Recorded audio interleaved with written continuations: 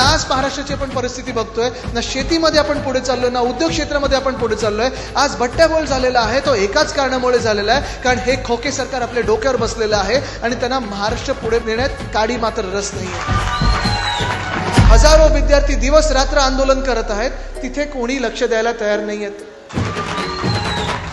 आज लाडक्या बहिणींना फक्त पैसे नकोय, फक्त मदत नकोय, फक्त आधार नकोय, तर सुरक्षा देखील पाहिजे. आणि म्हणूनच 24ला म्हणजे परवाकडे आपण महाराष्ट्र बंदची हाक दिलेली आहे. महाविकास आघाडी महाराष्ट्र बंद महिलांच्या सुरक्षेसाठी दिलेली आहे.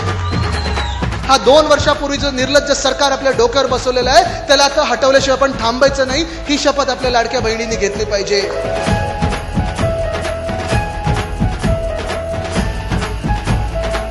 अजूनही गावात गेलो मी, बांधावर गेलो तरी मला शेतकरी बांधव भेटून सांगतात, उद्धव ठाकरेंना सांगा की तुम्ही दिलेली कर्जमुक्ती आमच्यापर्यंत पोहोचली, पण फडणवीस साहेबांनी दिलेली कर्जमुक्ती होल्डिंगवर राहिली, खोके सरकारने तर कर्जमुक्ती अजून दिलेलीच नाही.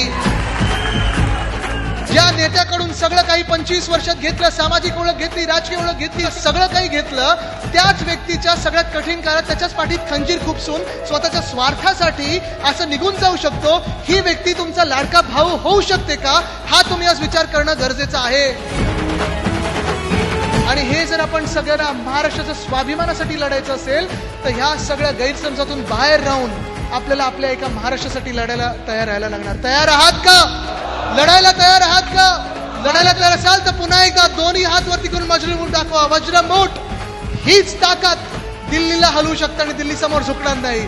धन्यवाद. जय हिंद, जय महाराष्ट्र, वंदे मातरम.